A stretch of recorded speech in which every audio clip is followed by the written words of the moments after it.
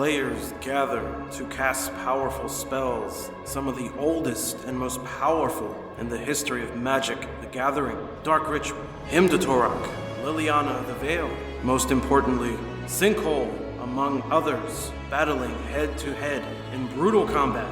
They all have one thing in common: to uphold their legacy and the search for eternal glory.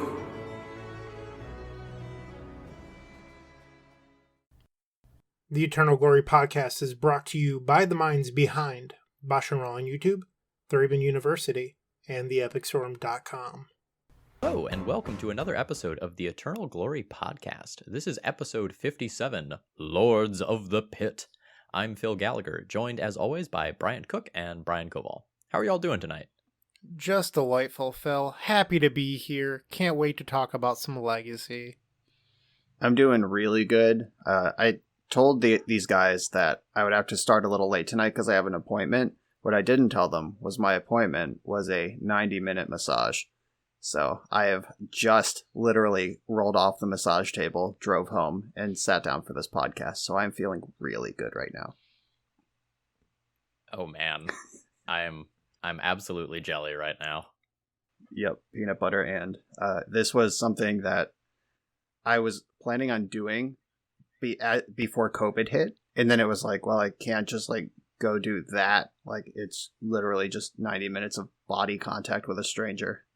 I can't do that during COVID times. And then as the vaccine started to open things up, and I was just forgot or was too lazy, and then finally pulled the trigger. No regrets.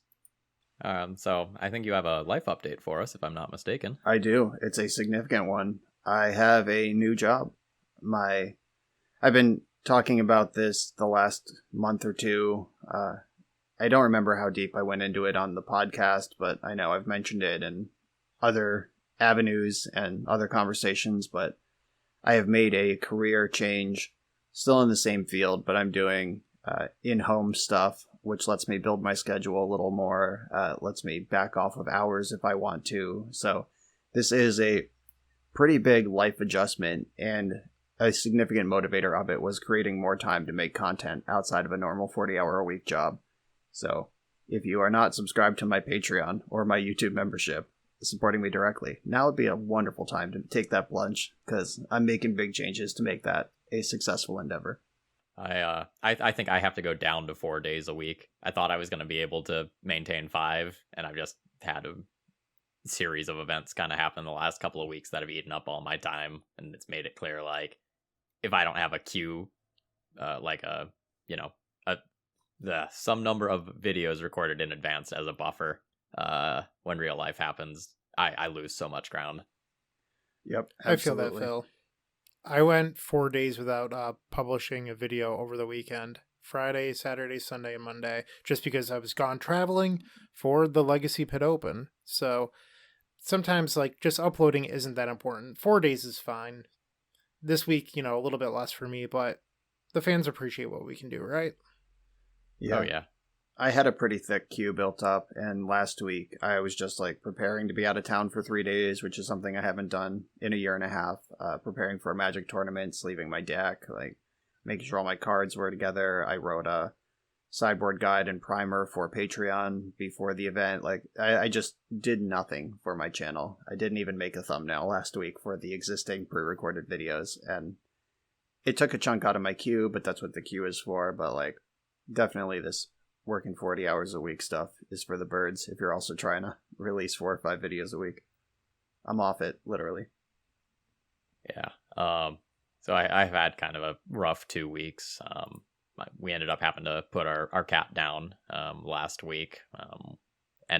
We thought it was pancreatitis at first, and it ended up being a bunch of tumors. So lost a lot of time trying to figure out what was going on there and help a girlfriend deal with stress and grief and whatnot. Sorry to hear. Yeah, it is what it is. But I have done absolute minimal recording in the last 2 weeks. Eaten away almost all of my buffer. So I've got 2 of my 4 videos recorded for next week. I think I'll be on track to keep up with 4. But people in the YouTube comments were like, "Hey Phil, why are there no timestamps this week?" And I'm just like, no time. No time. No time Some for of the- timestamps. Welcome to this wormhole. Some of the finer things around the edge are not happening right now. I recycled a thumbnail, some stuff like that. Phil, yeah. You wouldn't believe the number of people I had messaging me being like, your own podcast co-host doesn't know what the Epic Storm is. Am I gonna put this person on blast on air? Am I gonna be that petty tonight? It was several people. All right. So here's the fucking story. So I don't have timestamps on any of my videos this week, and some random kind-hearted individual posts timestamps for one of my video, and I copy and paste them and put them onto my video, and then I get like 7 fucking messages being like, "Oh my gosh, you don't know the difference between TES and ANT?" And it took everything I had to just fucking rail into some people. Yeah, I get that. Ugh. The comments. Let me tell you, podcast listeners, I generally don't put comments on blast publicly. I appreciate any engagement with my content, even if it's dumb. But Phil and Bryant will confirm. I use our podcast group chat as where I dump some of the highlights, where I'm just like, this fucking guy. And my Bant Loam deck that I'm going to talk about a lot in this episode, because it's what I've been working on. I'm pretty proud of it. I released the first video of it, 5-0'd the league. I had a whole deck tech where I explained why I like Loam better than Sylvan Library, why all of the choices are there. Somebody leaves a comment that's like, where's Sylvan Library? Seems stupid not to play it with Uro. I'm just like, Jesus Christ. Thanks for watching the video, by the way. I explained this in the first 3 minutes. It's the entire point of the video. So we got one of those. I also got someone comment on my Legacy Cawblade video, which is over a month old at this point. That was like, wow, you play really bad. With like the letter U and RLY, bad. And it's just like, this deck sucked. I think I played it pretty well, honestly. And if you stuck around at all, you would hear me say, wow, I'm playing 2015 Legacy in 2021 and it's not working. And that was my takeaway from playing that deck. So, eat a D, YouTube commenters. But thank you for the engagement. I'm sure the two of you also realize this when looking at your video analytics. There's always a really big drop off from the deck tech to round 1. People just skip to round 1 without ever watching the deck tech, and then they just leave really dumb comments. And I've watched some other channels recently trying to figure out what they're doing, and they just don't do deck techs, and then their comment sections are all just people asking them about the deck. So I don't know. It's just like, it blows my mind that some people just like don't describe their deck at all. They just start in round number 1 and you have to guess what they're playing. Yeah, I had one thing. There was one video. I forget the specific circumstances, but there was something that I explained in the deck tech that was very important. Maybe about the quality of the video, where I was like, sorry for the crazy background noise. It was like something kind of not specifically deck related that I mentioned in the deck tech. Like, hey, just so you know, moving forward. And I had so many comments about that thing specifically, like pointing it out to me like I didn't know. And it's like, thank you all for revealing you don't watch the deck tech. And so many people were like, yeah, I just jump in at round 1. And then I get other people who are like, I only watch the deck tech. And then I might like scroll quickly through the gameplay just to see like if anything interesting is going on. So I think that doing both is just best practice. You're going to get the skippers and you're going to get the people who are only there for the deck tech. I think I actually remember the video you were talking about. It was one where you didn't realize what some Eldrazi does. You're like, that's this what it deck was. sucks. Yeah, that's exactly what it was. I didn't realize that Ayavugan and Eldrazi Temple specified colorless Eldrazi on it, and I spent the entire league just flipping the fuck out that Moto wouldn't let me cast my Realm Walkers. It's like, this league is shit. If Moto would let me just cast my spells, would be nice if I could play without a bug. And I just like did that for the entire video. And yeah, that's what happened. And people are just pointing out the entire video like, no, idiot, you're wrong. It's like, yeah, my bad. All right, I have another good one for this week. So I didn't immediately realize that you can use a Cavern of Souls to cast a Grist, because it's creature when it's in your hand, and this is just like not an immediately intuitive thing, right? So I play Cavern of Souls, then realize I don't have mana for Grist, and I go, oh, I bet I could have put that on Insect and cast Grist. and it takes me literally 3 seconds to figure this out. And I got about 10 comments asking, oh, why didn't you use Cavernous Souls to play Grist? It's like, I figured it out. I figured it out immediately. 3 seconds. I love those comments. You get double engagement because they're like, hey, idiot, why don't you copy your opponent's Dark Depths with your Thespian stage? And then I realize it like one turn cycle later, like, oh yeah, I can do this. And then they comment again and they're like, oh, you figured it out. It's like, yeah, I did. Thanks. There's also some people that just watch on mute and then like don't hear what you're saying, so they're just like flabbergasted at the fact that you would do something and then later acknowledge that it was wrong. I love YouTube comments. They're great. Yeah, I've considered in the more devious part of my brain just like saying something preposterous on purpose in the early parts of every episode to get engagement. Like I had a game, the Yorion Zoo deck that I posted last week. There was like my opponent, I went like Tropical Island, Birds of Paradise, and my opponent went Volcanic Island, Lightning Bolt. And I was like, wow, we're playing some alpha magic here. And I got probably 12 comments saying Volcanic Island wasn't an alpha. I was just like, yep, you got me. Got me real good. Maybe I should just like... Oh, also, when I played Enchantress, I was like, Argothian Enchantress is the original Enchantress. And people were like, what about Verudian Enchantress? It was an alpha, you idiot. So I'm going to start just saying things that are wrong and trigger the old school community because they love to correct me. To tie in something from this past weekend, which is the Legacy Pit, our topic for today, but it relates to this. I had someone approach me before round one, and they say, hey, Bryant, I just want to let you know I'm a really big fan of the podcast. And I'm like, oh, thank you. We appreciate you listening, blah, blah, blah. And they go, yeah, and I love Brian and Phil's videos. Just daggered me straight dead. I don't know if they meant to, but I thought it was pretty funny. Wow, smoked. It's still funny the second time I've heard it. Yeah, I mean, we're going to get into the experience of playing Paper Magic again, but I did not miss the awkwardness, the lack of social graces of gamers. We'll dig into that later. I don't want to hijack the life updates section when we were first getting started even further than we're already gone, but like... Oh, I thought this wow. was the YouTube comments section. I got confused. Yeah, I mean, it's samesies, but like, it turns out that the YouTube comments are a pretty accurate reflection of how a lot of these people behave in real life. So we'll dig into that later. The slops section will include gamers interacting with gamers IRL. I had plenty of delightful interactions with people who like came up to me and were like, I love your channel. I signed a set of Shark Typhoons. That was pretty awesome. Signed some Monk tokens. Like, that was a lot of fun. I appreciate all those people. I met some patrons in real life. Great stuff. I'm not talking about you, but there were some weird stuff going on that I did not miss for the last year and a half. All right. Well, I think that we should thank some of our donators from the last episode. Dick Fisher, shout outs to you. Patrick Skihill, Matt Hackbert, and Michael Horn, who was my round 9 opponent. Thank you to the 4 of you for helping to keep food on Force of Phil's table and all that good stuff. All right.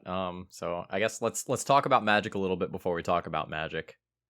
In terms of content, I'm putting up some pretty fun stuff. I have 2 videos with the Dwarf Bugs deck list that has been running around. It's essentially a Dwarf/Changeling tribal deck with 4 alternate win conditions. It's a lot of fun and is surprisingly competitive for what is a crazy pile of jank.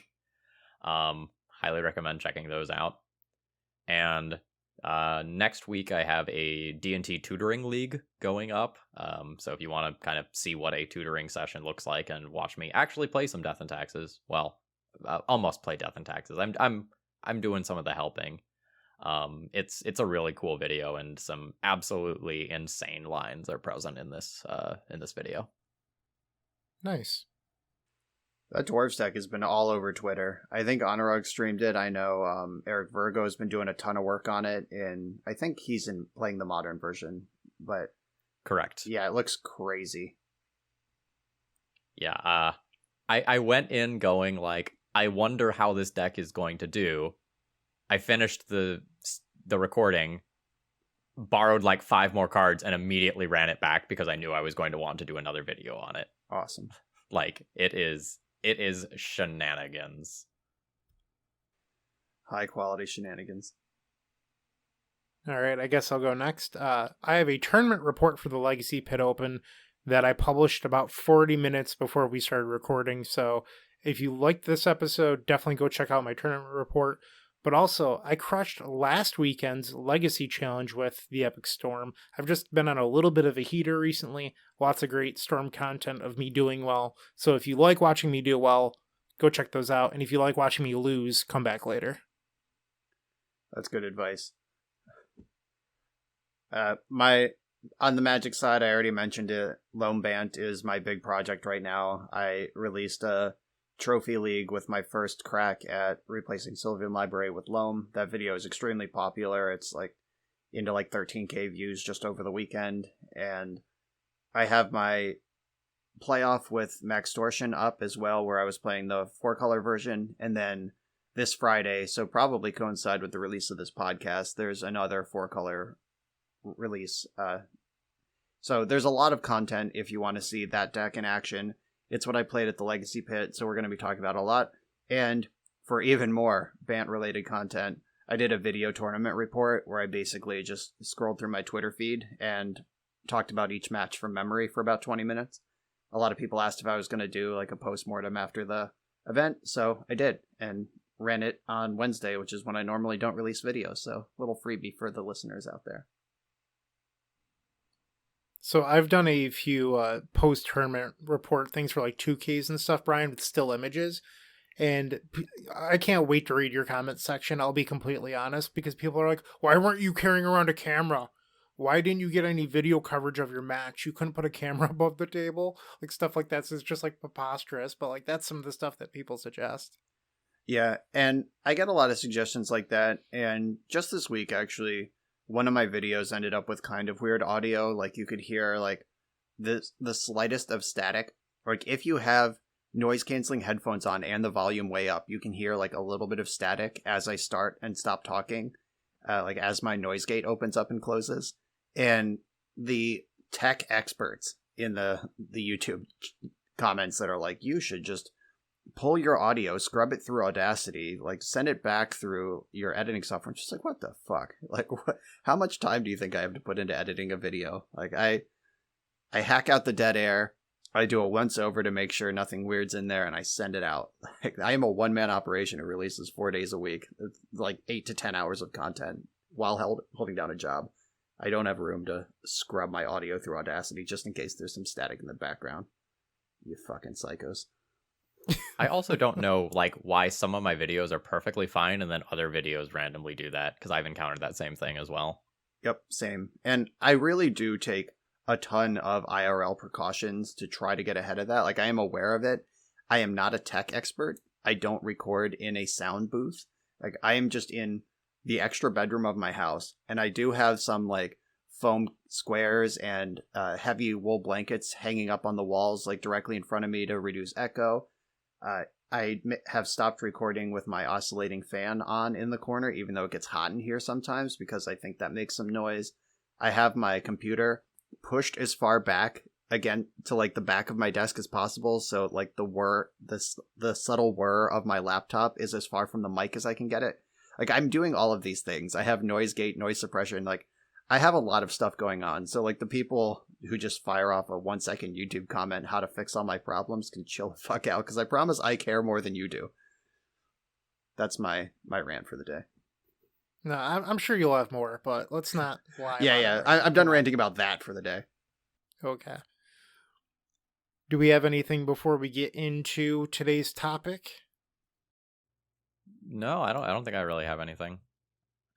Let's just run it off. So the two of you went and did this awesome paper event. I was playing Dungeons and Dragons and dicking around at home in the meantime. So I'll kind of let you two take point on this, and I'll chime in when I have things to say about the data or thoughts on metagame and whatnot. So, what was it like to do sort of a real paper event with a lot of people? I want to get the bad news out of the way first. Like, the reason you weren't there, you were completely justified. Like, I imagine your decision was based on COVID primarily, and I didn't feel great about being there. They had a pretty strict mask policy. It was like a one warning, then you're out. If your mask was even like off your nose, much less off your face, which I appreciated a lot. However, it was in a hotel conference room. There was one door in, one door out. All 400 people in the room had to shuffle in and out. The seating at the table, I mean, they were just like normal tables. You were like 2.5 feet away from the face of your opponent at all times. You were rubbing elbows with the people to your right and your left at all times, cutting decks, shaking hands. Like, some people made some effort of like, hey, good to see you. And then they do like an elbow bump or like some like weird, like wave their hands in the air. Like, this is me shaking hands right now. Haha. But a lot of people were just like, great game, put her there, and just like reach out for your hand. And like, sometimes I remembered like, oh no, it's COVID times, good games, thumbs up. And other times I just reflexively took the handshake. And so social distancing was just impossible, and people weren't really doing the best they could with the space they had either. So all of those things, I'm not going to go to a big event, paper event for a while after that experience. Like that's my bad news for the weekend. So one thing that was a smaller thing, Brian, was about half of the room wasn't being occupied, and I couldn't figure out why they never respaced out the tables. Like, that's something that like got to me a little bit. That maybe it was a little bit more than half. Maybe it was 33%. But they could have spaced out the tables to give people more room and not be on top of one another. Yeah, I guess they were just reserving that space for like casual or like hoping to fire side events or, you know, whatever. But yeah, I guess like if you want to nitpick tournament operations, you could say like they should have canceled side events and spread the main event out a little bit. I don't know. All of that. I don't want to be a Monday morning quarterback about that. I know that the Legacy Pit booked this event when like the vaccine was rolled out and everyone was like, we're post COVID and let's get back into the real world. And then the 30-40% of Americans who are just opting out of the vaccine for no reason fucked it up for everyone. And Delta variant is surging and like all that stuff, and we're like on the course to close back down. And all of that, I'm not gonna be like mad at the Legacy Pit for me being uncomfortable in that environment. And like all of my complaints about the COVID and stuff are like personal. This is not for me. I am not ready for this. Not like they shouldn't have done it. But yeah. On a pseudo related note, it was maybe yesterday or maybe 48 hours ago now, the Legacy 100K that has been, in the works for a year and a half finally got canceled. Just the reality was that an event of that size just could not safely happen right now. Yeah, which is crushing because that was like the Super Bowl. Like, Eternal Weekends normally are Super Bowl, and like Missouri MTG just did something way better. And I was looking forward to it, but I've been myself and Alex Bistecki and Cameron, another local Legacy player, the three of us have a group chat that's been open for months. It's like, is it time to book tickets? Is it time to ask for refunds? Like, we've just been kicking that around for months, and it's just like, thank you, Missouri MTG, for canceling that thing so we don't have to make a bad decision. I really don't think I would have skipped 100K. Like, I think if you just like gave me 50-50 odds to literally survive, like bullet in your head, like Russian roulette, I still would show up to a Legacy 100K. And I thank you, Jeremy, for making that call so I don't have to. I felt tremendous relief when that was formally canceled. And Jeremy himself, by the way, currently really struggling with COVID, like has active confirmed COVID. And he made phone calls to everyone to verify how they want their refund. And like, I don't have his number, but I got a call ID from Missouri. I was like, this can only be one person. And it was like, how do you want your refund? It's like, he sounded terrible. Like, he's currently inches away from a ventilator trying to cancel this event for everyone and get everyone their money back. So he made the right call. So to head back to the Legacy Pit, I arrived to the hotel that the event was at Friday night. We dropped our bags off in the room. There was a bar attached to the hotel. We went there. There was maybe 150 people just in the bar, maskless, drinking. And I understand that you can't, drink with a mask on, but people didn't even have them around their face. Like, it was pretty casual. And that made me feel nervous enough where I left the bar area. So, like, even if the hall required them, there was a lot of other stuff going on. So that made me feel a little bit nervous. And then as I was like off on the side drinking the beer that I had purchased, people were getting messages that they had double booked rooms. So the people that were in the bar drinking, people were getting checked into the same room where all their stuff was. So the hotel was like, well, we ran out of rooms. There's no extra towels. Apparently there were some issues with bed bugs. The hotel itself was a little bit of a nightmare, but that's no fault to the Legacy Pit. Like, they couldn't have known all of that stuff was going to go wrong. Like, I think that they actually did a tremendous job based on all of the awful things that happened with making it go really well. Because I still think the weekend overall was a huge success. Are you even a real Magic player if you don't have a hotel horror story from one of your tournaments? Yeah, didn't need another one. And nothing will top the hotel in Detroit, where our first room had fresh blood pooled on the floor. Our second room had a hole in the wall that, like, you could go through if you wanted, like a big hole. And then the third room was, like, at least had 4 walls, and we were like, okay. Also, the Pro Tour in Phoenix, the last Pro Tour before the world shut down for COVID, I was in charge of booking the room. I roomed with Cyrus Corman-Gill and Matt Sperling. And sorry, guys, I booked a room with a train in the parking lot. A literal train ran straight through the parking lot. And I don't mean, like, down the street, it's pretty close, you can hear it. I mean, like, the parking lot was bisected by train tracks. And that shit ran throughout the night and blaring its horn the whole time. Sperling literally flew home to California the next morning because he couldn't take another night in the city. Cyrus is a tank and slept right through it, but Sperling was like, yeah, I didn't sleep at all and I'm not doing this again. Yeah, rough stuff. Yeah, that was that hotel seemed shitty. Shout out to Jarvis Yu for letting me stay with him. That was a much better accommodation. So outside of the COVID, the tournament experience, let's ignore COVID, take it as a given at this point. I haven't missed big groups of gamers. Like the tournament itself started like 25-30 minutes late, which apparently people forgot that every tournament starts 25 to 30 minutes late in the last year and a half. They really do. That's just a thing, like last minute registrations and tournament software issues and like all of that. Like, expect it. It's part of the game. And people were like grumbling, like, ugh, we're 20 minutes late. I expected more, blah, blah, blah. Like, why? Why did you expect more? Are you not happy to be here after a year and a half in your house? Like, you're already complaining. Fucking gamers. Just chill the fuck out.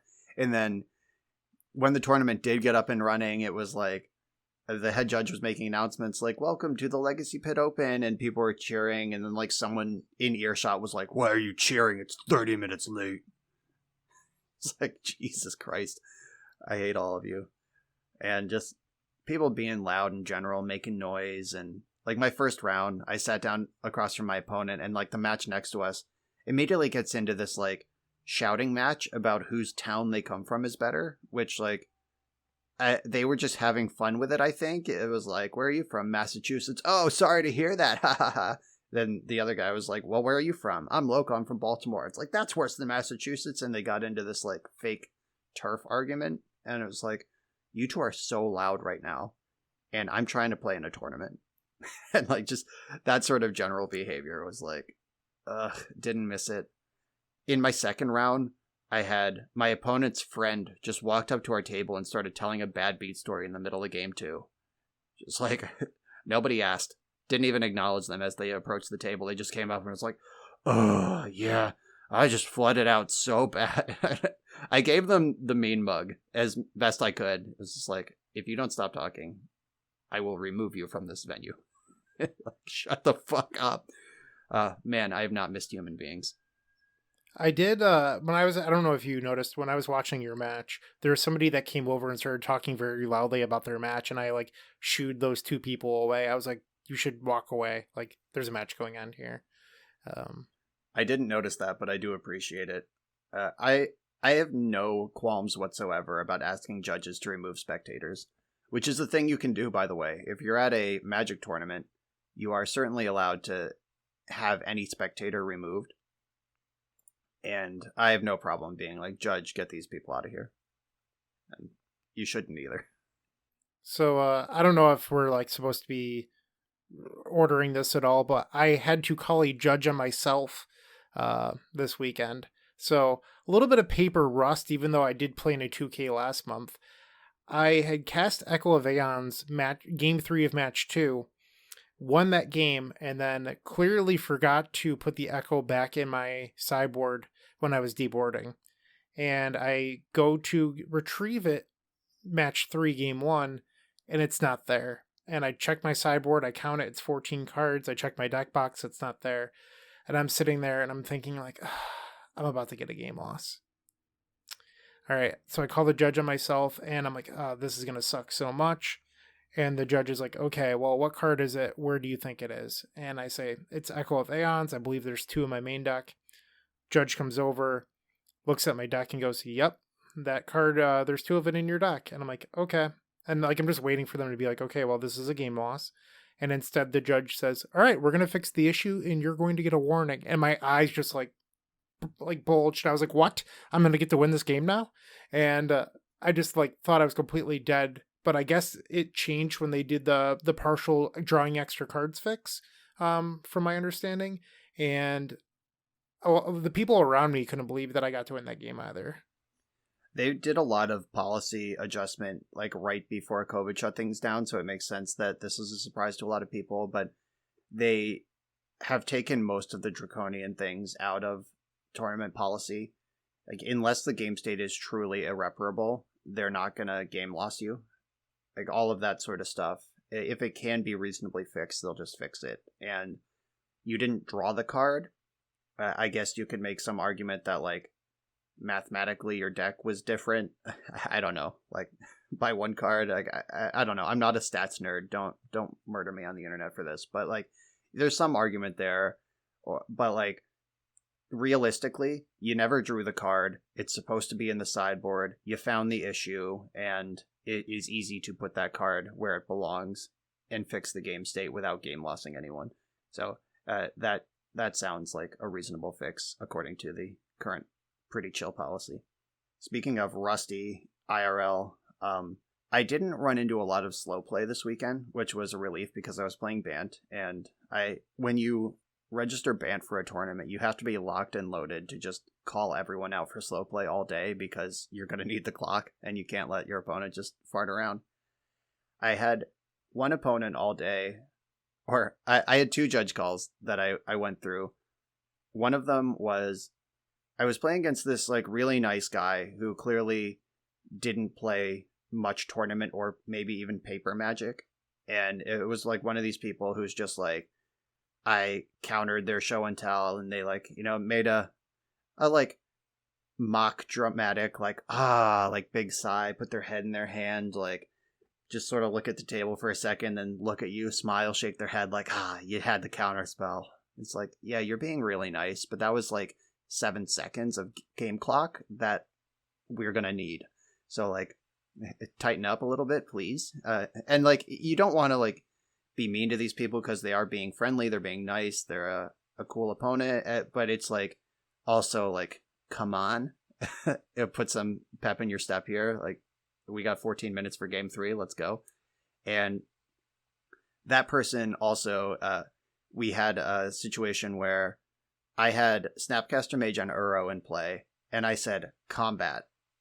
And he said, yeah. And then I turned my creature sideways. I picked up my pen, wrote down my change of life total, drew the card for Uro, saw the face of the card, and he goes, before you attack, I'll petty theft your Uro. And I was just like, damn it.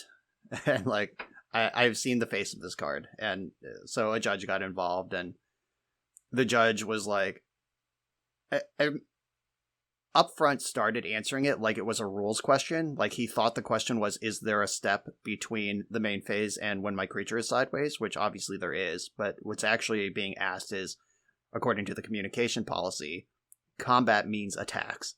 Like that is a shortcut. People don't generally take actions in the beginning of combat. And if you want to take action in a step like that, you need to be very clear about where you are. And it is on the onus is on the player who wants to take that action to make that clear. Combat in tournament Magic means I'm going to attack you now, like no matter where you are. So I think the judge botched that. They were like, okay, well, since there is a step there, we'll just back up to there. And then I had to shuffle my deck because I saw the card. Luckily, I didn't get a looking at extra cards penalty because it was pretty clear how we ended up there. But that was kind of frustrating. It was more frustrating because I was trying to get the match over with. We were down to like 3 minutes on the clock. I'm like bearing down with Uro and just like, come on. And probably like 8 of the minutes were spent with my opponent just sort of like, chatting and doing like weird stuff that didn't need to be done. So that was not something I missed with Paper Magic. Just knowing the rules, knowing exactly where you are and all the steps, like that is a big plus on Magic Online. It's sort of weird if you think about it, going back to like 2014, maybe early 2015, where if you would ponder and look at an extra card, game loss. You saw that top card of your deck with Uro, game loss. You breathed the wrong way, game loss. Like everything in Magic was just so brutal and punishing. Like, oh, you accidentally presented 61 cards or you saw this off, whatever. And I think, those changes are good. There's some where I'm just like an old man boomer where I prefer the more meticulous aspects, like announcing your exalted triggers. I think like that's just something that should happen, but I realize that I'm in the minority on that. So take some of the good with the bad, I guess. Yeah. Oh, I remember Oh, go ahead. No, you go. All right. So I vividly remember playing in an open. It's like round 6, paired against Oliver. Is it Tamakjo? How do I pronounce that name? Tamaiko. I am in a position where I basically cannot win. And he casts a Ponder while I have a Spirit of the Labyrinth in play. And he goes to draw the card, and I'm just like, no, stop. I can't do it. I can't take the win like this. Because if he had drawn that card, like at that time it was drawing extra cards and it would have been a game loss. Yeah, that policy was pretty harsh for a long time. And remember when people complained when it switched to like the Vendilion Click thing, where like now the solution if you draw an extra card is your opponent gets to look at your hand and remove a number of cards until you have the right number of cards again. And people complained. They were like, what, so they got a free Thoughtseize? It's like, you would have lost the game 1 month ago. Like, would you rather play the game with a bad hand or just be dead? Also, just don't do it. Stop breaking the rules.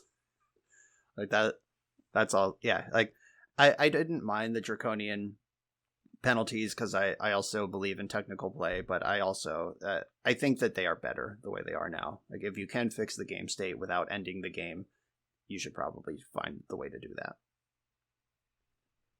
So circling back to rusty paper stuff, I had one other blunder this weekend that Brian has already heard that Phil is not. So Phil will get to enjoy this along with all of you.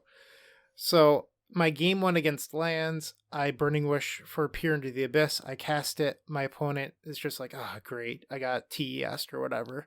And then we board, we draw for game 2. And once again, after that whole Echo of Aeons incident, I forgot to put the Peer on my board for years. It's been like 2015 since the last time I've had one of these issues. But then I had one twice in one day. I actually opened up the Peer in the Abyss in my opening 7 with 7 mana to cast it. And I just like started shaking my head and I felt really bad.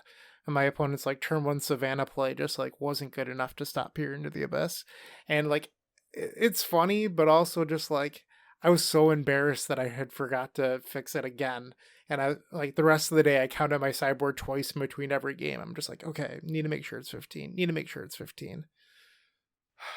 That's a great story. You should stop telling it and just look like the genius who left in Peer in game 2 against the non-blue deck.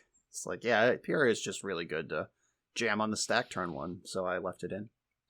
And to reveal the ad nauseum, casually take 7. Yeah, easy money. Whatever.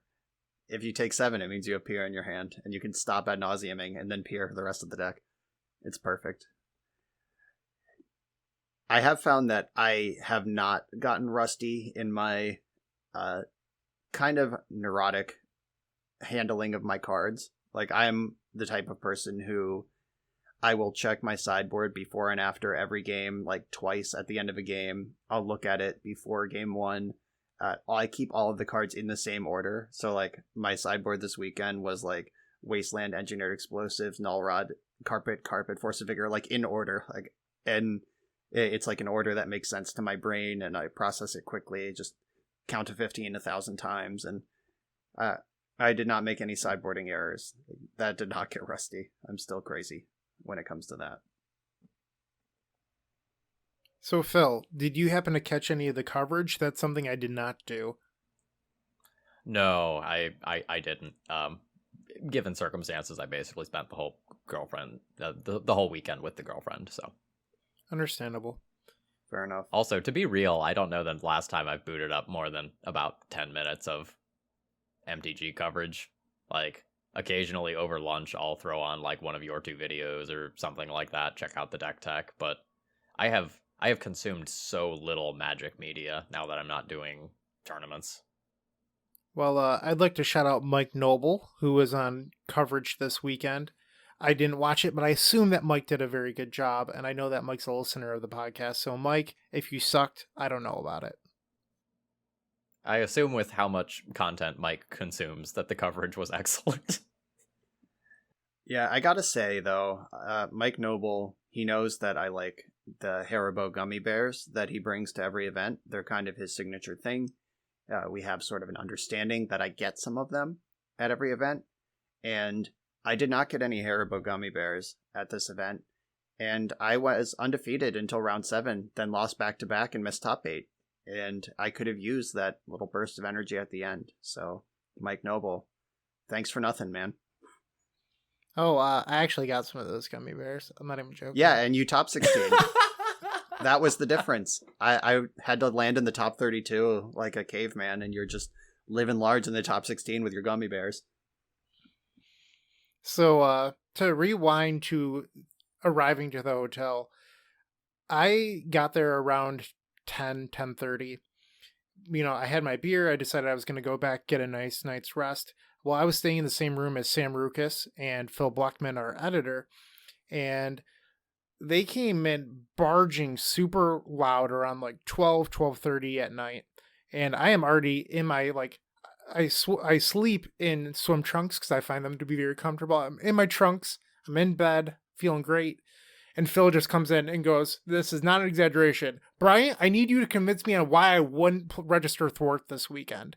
And I just roll my, like, I don't know if my eyes could have rolled back harder. I'm like, "Thwart?" He's like, "Yeah, it's brilliant." And I'm like, "Oh, fuck." Like, I can't let Phil play Thwart. Like, I don't know if it was an elaborate ruse to piss me off, but it worked. And he's like, "I'm going to play 3 Mystic Sanctuary. I'm going to crush the control mirror all weekend. I'm going to return my 3 Sanctuaries. Think of all that card advantage, Brian. How could I lose?" I'm just like, "Your opponent plays Trowin Ragavan. That's how you lose, Phil. You idiot." And like, I was just so wastelands angry. you ever. But So follow-up question. Bryant, do you have a waterbed? I do not. It would be on theme with the swim trunks. Nah, I see what you did there. Yeah, clever. Okay. I mean, they're Do just you cut the comfy. netting out, or is it like the netting is on your body? I don't know. The netting's in there. Interesting. There's I've never heard sharks of on anyone them. doing that. They breathe well. I don't know. All right. I think that might be the weirdest thing we've learned about you, but it's fun. It's endearing.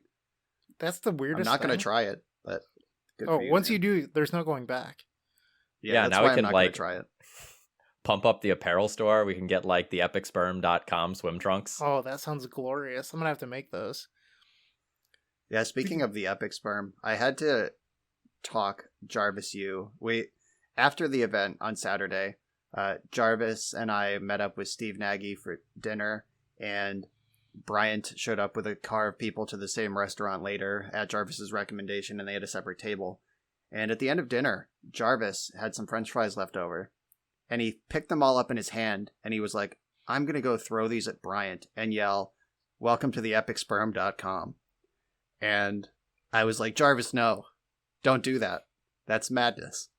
And he was difficult to talk out of it. And then he wanted to throw a lime at Bryant. No, he and did throw the lime. He eventually did. I approached the table and I was like, Bryant, Jarvis is out of control. He wants to throw a fistful of French fries at you. And Bryant was like, actually, like, your table's pretty far away. I'll open my mouth and sit still. And if Jarvis can get the lime in my mouth, he'll get $10 or something. And Jarvis missed by a mile. He like hit the wall 7 feet above Bryant's head, like not even close. And that was that. Jarvis is a maniac. Just because I know that he will struggle with this joke. All of that was actually my idea, and I was trying to convince him to do it, and he would not actually do it. Anytime I tell a story about Jarvis doing something fun or crazy, it's actually me trying to get him to do it, and him saying, no, I can't do that. What are you saying? No. Like that. That's the reality. He also tried to ram several cars on our drive home, and by that I mean I tried to get him to ram several cars on our drive home. You're a very good influence. I know. I think I've talked about this in the past.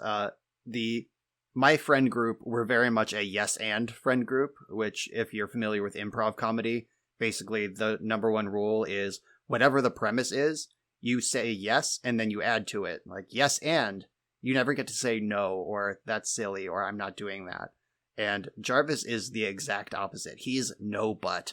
He is just a permanent heel, permanent straight man in comedy. Like he's the guy in the comedy show who's like when the Three Stooges are like slapping each other and being crazy, he's the one like, gentlemen, why I never. Like, why would I hire handymen with behavior such as yours? Like that's Jarvis. And it's fun to riff off of a straight man once in a while when I'm so used to improv maniacs. Frequently at his expense. Sorry, Jarvis. So going back to the hotel room stuff. So after I had convinced Phil to not play Thwart, Marcadian Mass staple Thwart, Phil was like, well, what should it be in my 60th slot? That conversation lasted for over an hour, and at around 1:30 a.m. I was like, Phil, I don't care anymore. Leave me alone. I'm going to bed. He's like, no, you got to help me figure it out. I'm like, I don't care. Run like an extra land. Leave me alone. And he's like, okay, well, I'll run an extra land, but like, what about my sideboard? And oh my God, my anger just went like even higher than it already was. I was like, leave me alone, Phil. And like, I ended up looking at his board, but I gave like a really bad recommendation and just like crawled back into bed. But to Phil's credit, I think Phil actually registered a really good deck this weekend. He took just like kind of a stockish Miracles deck and then added in 4 Expressive Iteration. And at first I couldn't see it. Like, admittedly, I was blind to why this was so good. And then he said, Bryant, Expressive Iteration is just dig through time. And a light bulb went off in my head. Like, I don't know why I haven't seen it before, but once it was explained to me that way, it just made perfect sense. You get your land drop, plus another card in the early game. Mid-game, Phil's deck has 4 Snapcasters, 4 Endings, 4 Swords. You just start burying your opponent with 2-for-1s, or 3-for-1s if you get that Snapcaster. And then in the very late game, you're getting stuff like Chase, and the card just, like, overperforms. And watching Phil all day Saturday, he was just crushing the Delver matchups. They were like, okay, I'll play a threat. He's like, okay, play one of my 8 white cards, follow it up 2 turns later with a 2-for-1, and then just like by turn like 6 or 7, his opponents would have 2 cards in hand, and Phil would just be over there with like 6 cards and 6 lands in play. Like, his deck just looked like it functioned really, really well. Yeah, Expressive Iteration is fucked. I've been seeing more and more decks of various natures clinging to that card. So in about the past 48 to 72 hours, a lot of people have been messing around with like a 4-color loam deck with Expressive Iteration in it as well, just trying to like use red as sort of a base pillar of the deck for more than just like Punishing Fire.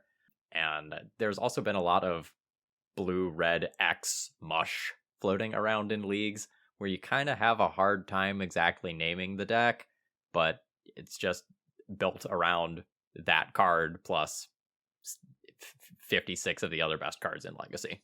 Phil, to go back to your video and people not, knowing the deck names or whatever, I saw a few aggressive comments that are like, it's just Guy Sagavan. It's like, well, what about the one that has Standstill in it? People call that one Ragstill. Or what if it's just Guy Tempo? Like, there's so many of these just like mushy decks right now where like, I don't know what to call them. But they're all the same deck with like 4 different cards in them. Like, there's only like 4 or 5 cards that actually change.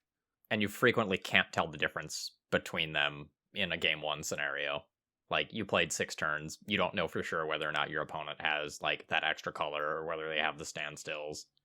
It's been a little harder to do deck names recently than in the past 2 years. You know, it's definitely not the right deck name, though. Snow Miracles. And it hasn't been for a year and a half. Like, MTG Goldfish, update your shit. There's not even Ice Fang Quaddle and Bant anymore. And there's like one Terminus in the sideboard, maybe. Like, there's barely any snow and barely any miracles. Get it together. Going back to Phil's point, I had a match recently where I was in the middle of game 3 and my opponent played a Grindstone, and I was like, are you kidding me right now? Like, they also just had Painter combo in the deck and I didn't notice until like turn 6 of game 3. Like, these decks are just bananas. Yeah, people are doing crazy stuff with Urza Saga, especially like any 1 mana or artifact is on the table. I posted a league recently where I played against a ninja deck that had Urza Saga and Wasteland in it. And we've talked about ninjas on the cast before, where that deck wants to have 1-drop into blue-black mana available. And that's the whole plan. The deck doesn't play Wasteland, doesn't play Daze, like, for those reasons. Or I guess it had like 2 or 3 days, like some small number of Dazes. And it's just like, what are you doing with presumably 6, 8? Like, how many colorless lands are in this ninjas deck? Is Yuriko ever going to connect? Like, how often do you get Ornithopter off that Urza Saga? What the hell is happening right now? Like, is it just because you play Retrofitter Foundry anyway and you thought this was fun? Because it's not free. I don't know. People are getting wild. All right, so one more bad Phil Blackman story, and then I'll be done talking about Phil. So here on this very podcast, shortly after COVID started, because that's when I decided to add Taiga into the glorious Epic Storm deck when it was only 4 colors. And I made a joke here saying that I was the Taiga king because I bought a 5th FBB because I didn't own a German one. Well, Phil has been sitting on that joke for a year and a half at this point, and combined my face with the Tiger King and put it on a play mat, and then had me sign it in the morning. Photos of it are on Twitter, but also my tournament report if you go check that out. And then we got paired round 1. It was Bryant Cook versus Phil Blackman. And Phil was just like, I knew I should have waited. He wanted me to see it being used, but then he's like, I wanted you to sign it. So I went up to the coverage stand. I was like, hey, I'm Bryant Cook. I'm facing Phil Blackman, another podcaster round 1. We could be a camera match, but also my face is on his playmat. And they're just like, yeah, whatever. And then they just like called up 2 people I've never heard of before. But I was like, what a missed opportunity.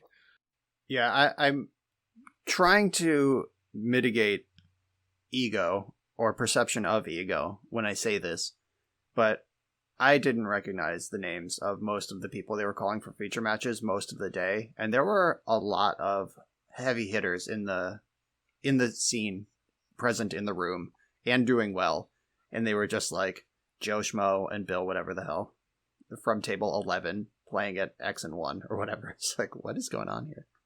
I thought the same maybe thing. some of that was like local heroes, I guess, yeah. Get the locals on scene and the biggest local event they'll, potentially ever have.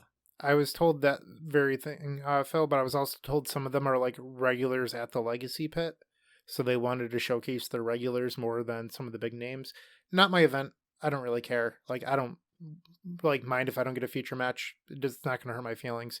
But I did think it would have been better for coverage purposes to maybe have more Brian Covals on camera. Bob Huang, Bobbert, was at the top tables most of the day. I know that he fell off a little bit at the end, but Bob had a really good event. And I think Bob only had 1 feature match, if one at all. I think he got it, but he was crushing and just like they did not put him on camera. And he was playing the Blue Echo deck, right? Like, he was just doing something awesome as well as just being Bob. Yeah. Yeah. Again, I'm not in charge of a coverage team. Whatever. I got a feature match eventually. Had to be undefeated in round 6 to get it, and won. I gotta say, I handled that Izzet Delver player, and I wish that held up. I was 6-0-1 going into the final 2 rounds, and lost both to Izzet Delver in a row after absolutely handling Izzet Delver in round 6. And yeah, that was a heartbreaker, but at least the one that was not close to close was on camera. Like, my deck functioned did everything it was supposed to do. Just never, Ragavan never connected. Dragon's Rage Channeler never became a 3/3. Murktide Regents just got plucked out of the air by Endurance and Swords to Plowshares left and right. That was a good game. That was the one that I want on the permanent record, I guess. So there was a match that I'd like to talk about, and then we can move on to maybe the metagame or something else. But my second loss, like, I was so dumbfounded at the end of it that I just like sat in my seat for a few minutes because I like still didn't comprehend what the hell had just happened to me. In my game one, my opponent uses March Flats to fetch up Scrubland, plays Aether Vial. And in my mind, I'm like, okay, kind of a weird start for Esper Vial, but like they can do that. Maybe they have a splash card in their hand that they need to cast or something. And then turn 2, they fetch for Tundra. I'm like, okay, it's definitely Esper Vial. This is a tough matchup, but like I've won it before. And then they play Dark Confidant, and I'm like, that's not normal. And I'm like, okay, well, they fetched up Tundra. They probably have some blue in there. And I have a turn 2 ad nauseum, or I can wait until turn 3 and have Veil of Summer. And I'm like, okay, I'll wait till turn 3. And my opponent's Vial goes up to 2. They flip for Bob. It's Thalia, Guardian of Thraben.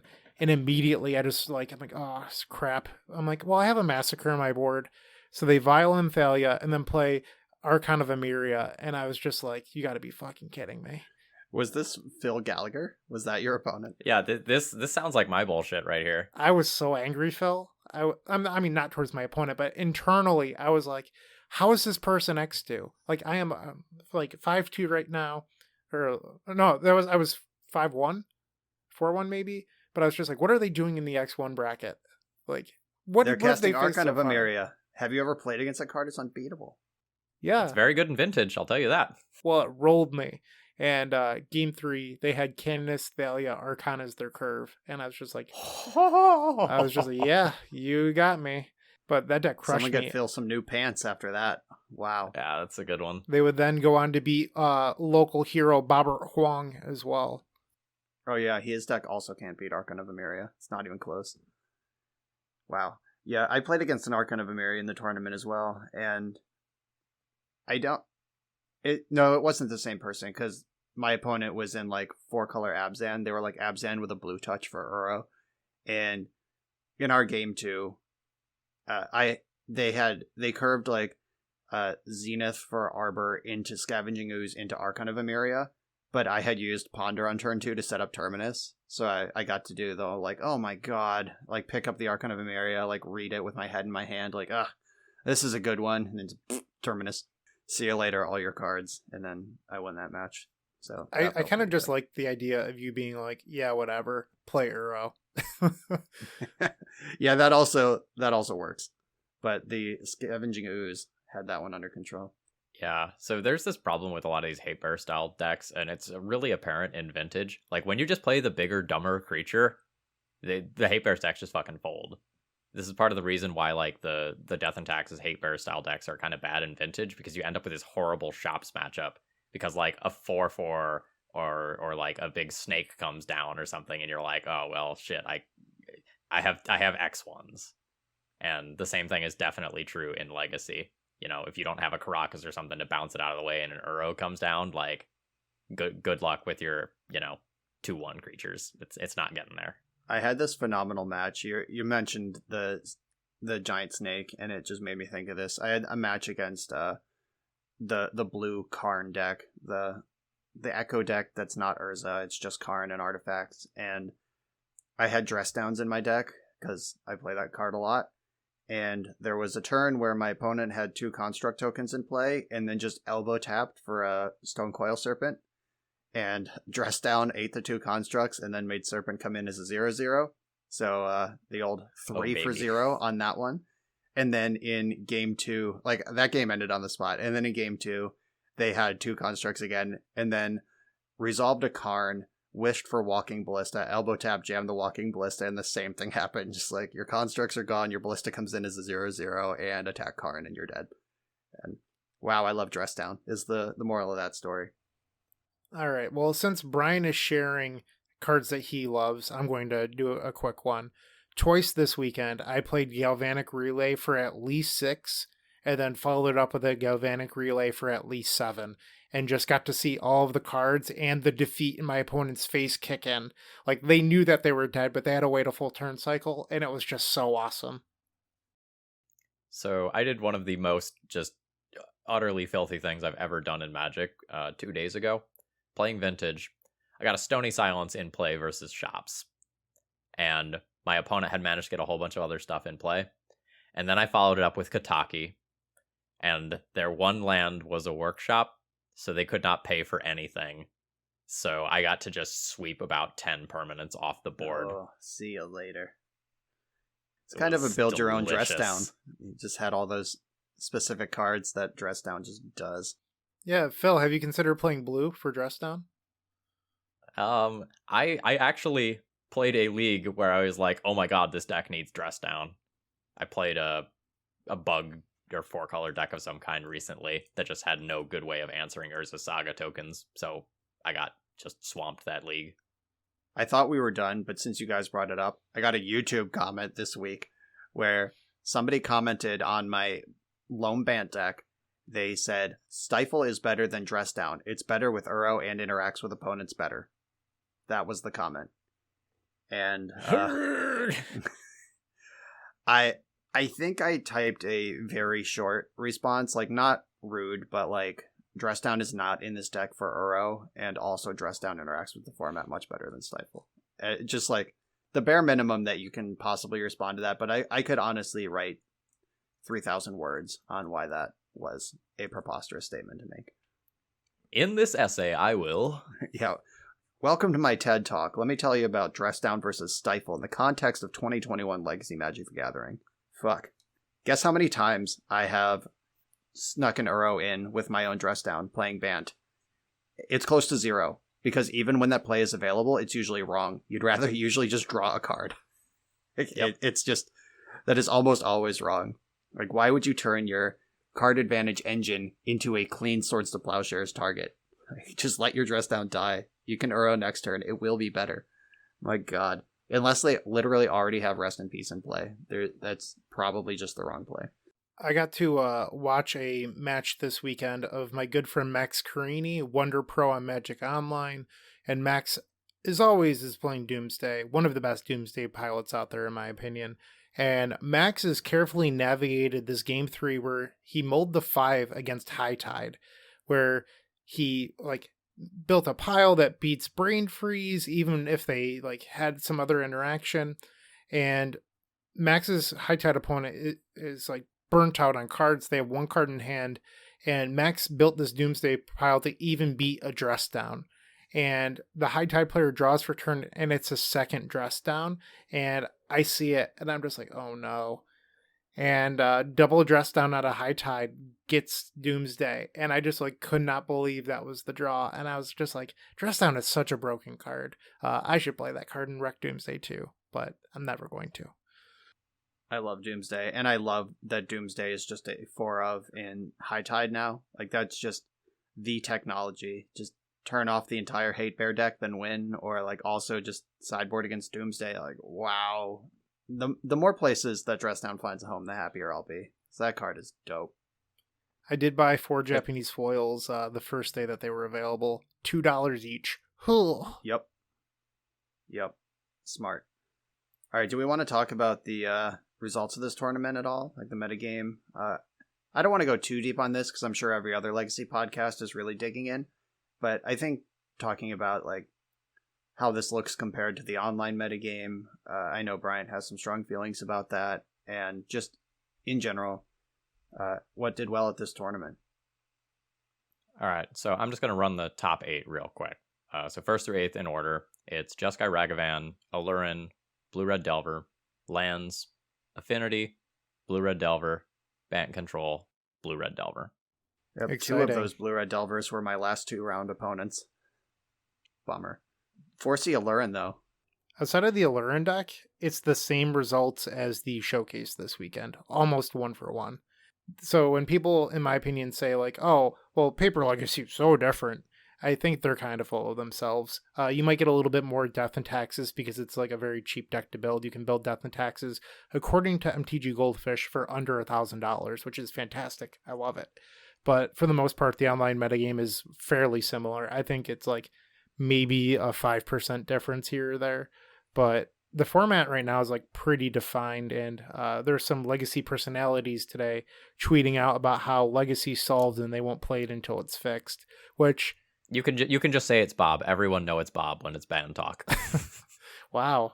Bob getting so many shout outs in this episode. Sorry, Bobbert. And it implies that Legacy is broken.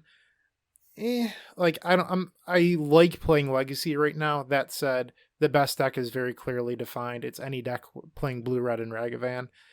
How big of an issue that is to you, you can sue it for yourself. But I'll say this, for it being an, I'm going to use air quotes here, unhealthy format, I'm still enjoying it quite a bit. But I do understand the frustrations people are having. All right. Are we going to turn this into a bit? Because, like, I could talk about Murktide Regent for a couple minutes if we want to turn this into a bit, or we can stay focused on results. No, sure, go ahead. Talk about Murktide Regent. Go off. Okay. So, in playing a bunch of janky decks for the channel, I'm starting to feel that Murktide Regent is often a little bit problematic, because it's a creature that comes down, maybe on average on about turn 3, especially if Dragon Rage Channeler gets involved. So it's a turn 3 8/8 that dodges a bunch of cheap and common removal options. So when you're not playing like a super polished deck that is ready to handle specifically Murktide Regent, a lot of times you're just like, oh shit, I am dead to this in 2 swings, and the removal that I have in hand doesn't kill it. Because it's going to dodge your Lightning Bolts, your Abrupt Decays, your Fatal Push, your Prismatic Ending. And I'm starting to feel about Murktide Regent the way that I felt like some other things that have eventually gotten the axe, where it's just like, oh, and like I am almost instantly dead to this card with minimal interaction possible. I appreciate you, Phil, and I respect your opinion. That said, I pretty strongly disagree. To me, that's a sign that like maybe the deck building needs to change. Like, there being this giant evasive threat that gets around commonly played removal, like, that's not a bad thing. Like, people should maybe play 1 or 2 other removal spells, like run Assassin's Trophy, or Swords to Plowshares, or Solitude. Like, there's cards that exist that people just don't play. And as the longer it takes the metagame to shift towards it, the more Murktide players will be rewarded. But, like, people are now only playing Torpor or for Doomsday, and that deck's been wrecking for 2 years. People just need to switch out some other cards if they're dying to 8/8 giant fatties. Yeah, I see like shades of the Oko argument, which is if I'm doing something goofy, this card's gonna one-shot me, like just solo the game. And I don't believe that Murktide Regent is close to Oko's power level, but I can see shades of what certainly Phil's saying. not. Yeah, like if I am in the weird fringe space, if I'm in tier 2.5 or just brewing, I think that the turn 3 or turn 4 8/8 is a better test of a format. I think that's a better bar to ask people to clear than like the turn 3 all your permanents are elks or you're dead if you don't have permanents. Like, I see the argument but I think that's also kind of cool that decks can diversify their threats in a way like that. I think the problem is more that specifically the Ragavan shells right now, they have a 1-drop that demands an answer. Like it is like, this will win it, like the 1-drop will solo the game if you don't answer it, but so will the turn 4 7-drop, and you really need to answer all of them. Like Delver and Dragon's Rage Channeler, we had this conversation recently on the cast too. I think when we were talking about fair magic versus unfair magic, where it's like, I can look at my 17 life points and know that I can safely take 3 hits from this Delver before I'm in double bolt range. And like, you can math that out and figure it out over a couple turns. Dragon Rage Channeler has card selection attached, but ultimately it's also just attacking you for 3. And you can calculate those things, like the Ragavan doing a, whatever minus your lands, like 50%, like a 50-50 Dreadhorde Arcanist impression and ramping even when it doesn't. And then like the 8/8 arrives. It's just like, I would rather play against an 8/8 than Ragavan.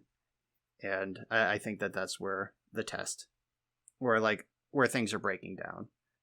If like I had to answer Delver before my life becomes 0, and then have to answer the follow-up 8/8 before my life becomes 0, without worrying about my deck ending up in my opponent's hand, like I'm a little more comfortable with that, because at least like play removal is the answer rather than I don't know. I'm starting to run out of things to add to this thought, but I think I've made my point. If your point has been made, why don't we look at some of the percentage breakdowns of the event this weekend? So, Brian, your Bant control deck was 8% of the field. Out of 350 pilots, 28 people with a 50 match win percentage. Is this what you would expect for Bant? No. And this is, while I agree with the broad stroke that the MTGO metagame is pretty close to the paper one, Bant is like the 21st deck on MTG Goldfish right now if you go by MetaShare, and obviously we know that like not every deck gets published, etc., but Bant is not popular on Magic Online because people have realized that it's not that good in general. Like, it's not, games take forever, the round clock is a problem, you have tough matchups against a lot of good decks, and like Bant's just not that great, honestly. As a league deck, or like even as a Moto event deck. But paper players love that shit. Like the person who plays Legacy 3 or 4 times a year, or just maybe at their FNM and they don't really play on Moto or grind there, they love settling into a deck like Bant and learning all of those like long control game strategies. And 28 players out of 350, 8% of the metagame. The only deck that had a larger meta share than Bant was Blue-Red Delver, and it was by a lot. It was double, but D&T had one more player than Bant, according to this spreadsheet I'm looking at. So it was Blue-Red Delver by a lot, and then D&T and Bant, one player off from each other. And I don't think that Bant should have this meta share, but that is the sort of adjustment that you can make for an IRL tournament. I also think if you want to compare the type of combo decks people choose in paper, I have 2 Meddling Mages, 1 Containment Priest online, and I switched to 2 Priest, 1 Meddling Mage for this paper tournament. And Doomsday had 11 pilots, Elves had 14. So Elves had a bigger meta share than Doomsday in real life, which is not even close to the case on Magic Online. Or, no, actually, I lied. It is the case. It is the case. I just pulled up Magic Online, and Elves actually is slightly ahead of Doomsday. Fuck my life. All right, I retract that point. But I think that Show and Tell, Reanimator, and Elves are going to get played more than Storm and Doomsday in real life compared to on Magic Online. So I'm in on Containment Priest over Meddling Mage for a paper metagame. But those are small adjustments on the fringes. To back that point, there was a lot of Reanimator in the room. There's 12 pilots. 47 match win percentage. Not terribly shocked by that, if I'm being honest. I know that Reanimator just got Grief, but I don't think that deck actually beats a lot of... Or Grief didn't solve the issues that it has. Like, it has a really tough time with Endurance. There being 6 to 7 forces, surgicals, ley lines, all that stuff. Like, Grief is nice, but it doesn't actually fix any of the big issues, in my opinion, I guess is what I'm trying to say. I've also been hearing, just kind of here and there through Twitter posts and such, that Reanimator is having way more trouble with death and taxes than it used to because of the existence of like Solitude giving them an extra free effect that sometimes just steals a game. That makes sense.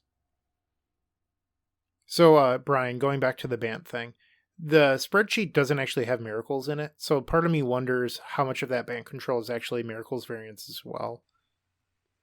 Yeah, and then you just get into like semantics in general. Yeah. Like MTG Goldfish has miracles as 3% of the meta, and then they have the snow miracles, or whatever the fuck they're calling Bant, as like 1.8% of the meta. So if you want to just smash those into like blue decks with Uro and Endurance in them somewhere, like in some quantity, you get up to like 4.5%, which is still not the 8% we're seeing here. I just think people like this sort of shit way more. in real life. They want to like feel smart when they grind a big event rather than just actually get trophies on Magic Online, which I can respect. That's not a shot at banned players because obviously I am among you. So before the event, I told Jarvis this, Jarvis U, for those of you that don't know Jarvis, and I said there's going to be 400 players because that's what they capped it at. I thought that it had capped, but I said there's going to be 400 players. I'm going to guess 75 Blue-Red Delver decks. We ended up with 54. It was 15% of the meta, which is just a huge percentage of the field, and I actually only faced one Delver deck the entire event, so I got pretty lucky. But it did have a pretty good match win percentage as well, so Delver was definitely out in force. But when you look at like the third, I guess was the fourth most popular deck, Brian, lands. How crazy is that? It's not crazy because this event was in Maryland. All of the lands Baltimore players. effect. Yeah, the Baltimore effect. You got Jarvis Yu, Dave Long, Kevin King. Like all of these lands gods just live in Baltimore, and they talk to each other, and they like build together, and they hang out with each other, and like that is a real thing. If you don't play Legacy in the American Northeast, the closer you get to Baltimore, the more lands players you're going to see. It also helps that lands is actually good right now. Like I think it is pretty well positioned. It's doing well on Magic Online, and it's a smart call for people who have reps with that deck. I played against it round 1 of the tournament. I saw it all around me throughout the day. Jarvis was on it. Dave Long was there. He was on it. No surprise. Like it is just a good deck, and the Baltimore effect was in effect as well. Man, the Baltimore effect would have been a really good episode name. Just if we go back and retcon that, that'd be legit. We can reshoot the intro, whatever.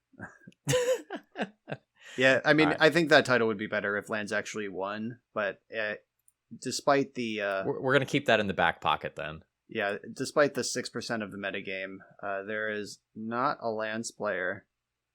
22nd, David Adelman is the best performing lands player.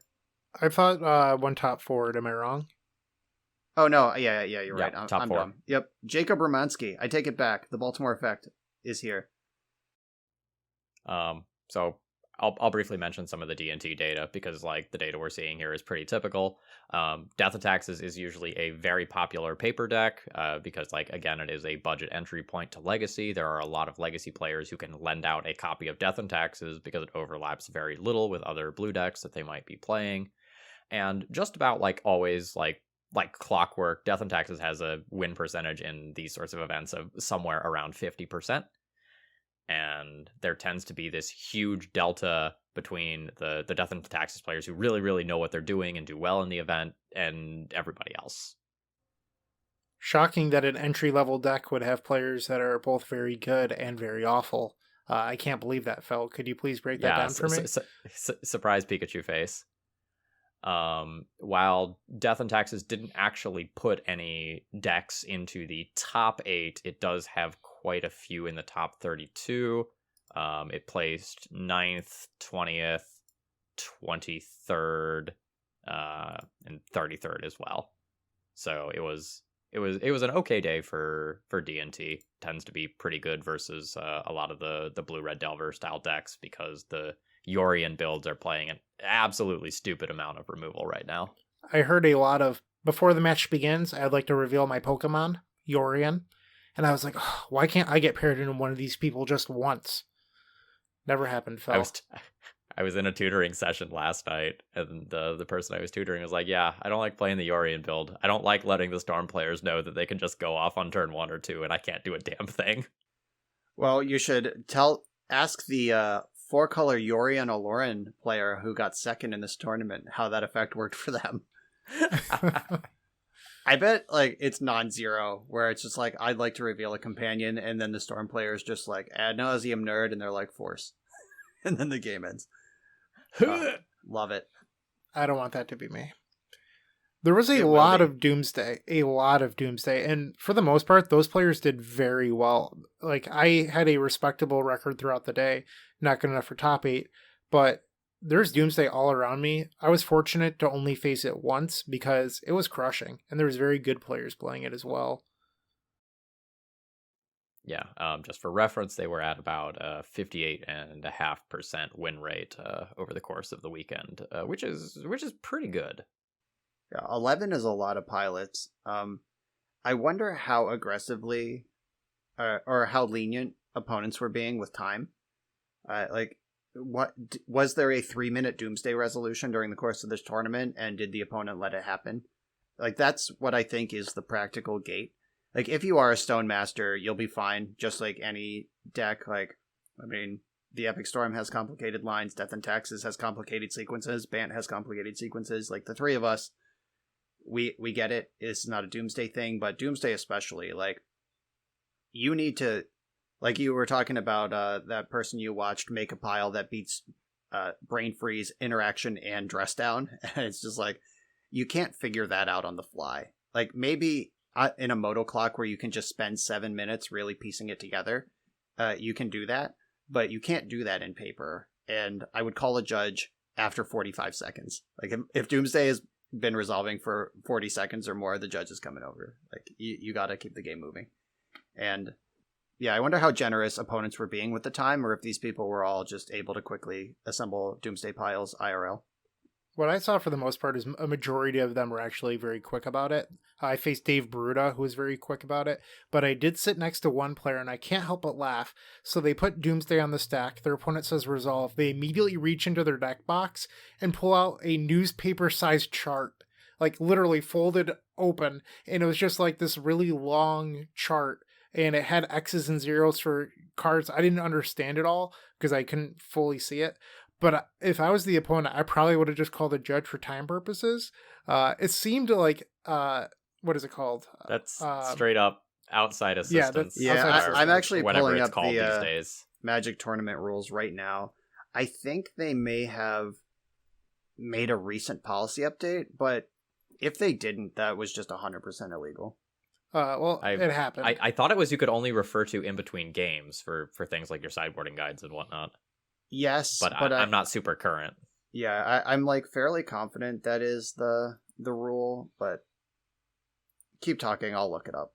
Yeah, so they just had this giant chart, and I was just like, I would have called the judge immediately. I remember when Doomsday started getting popular, I had someone in the chat be like, hey, this is my first time resolving this card, and then they took 12 minutes of their Moto Clock.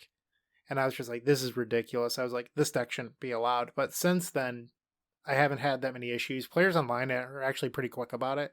But in paper, I understand, like Brian was saying, it's really tough to figure out how to beat Flusterstorm, Brain Freeze, and Dress Down.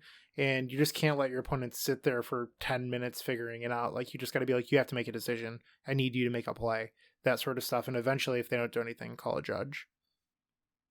But also, like, just call a judge. It's free.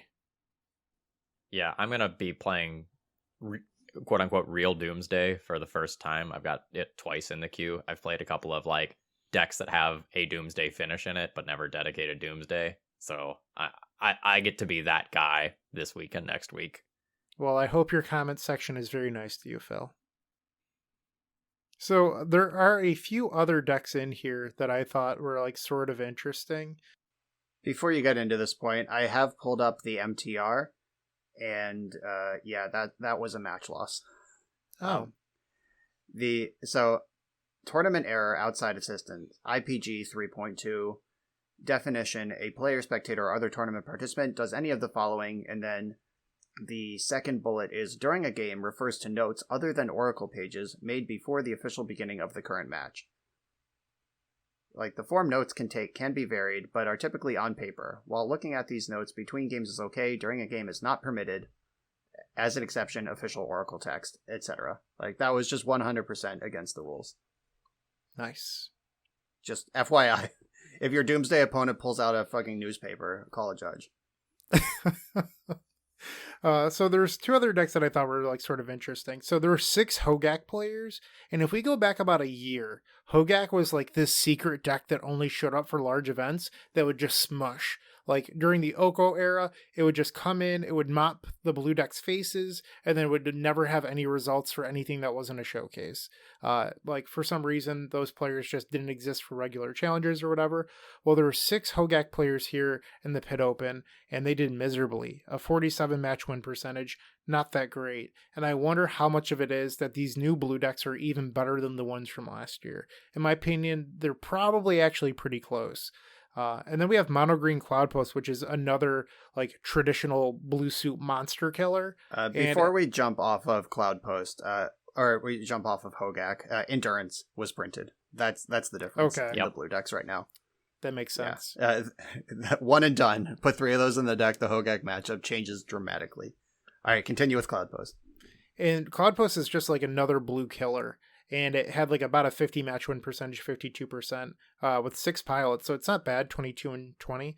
But these decks used to just like randomly spike, and we've been seeing less of that recently. So like the blue decks are finding ways to beat these fringe decks, I'll say, that are traditionally bad matchups. So I think that's sort of interesting. I know I saw some interesting tech and people sideboards this weekend. Phil Blackman played at Tisavo's Web. I also saw a... Fuck that card. That card's great. Oh my god.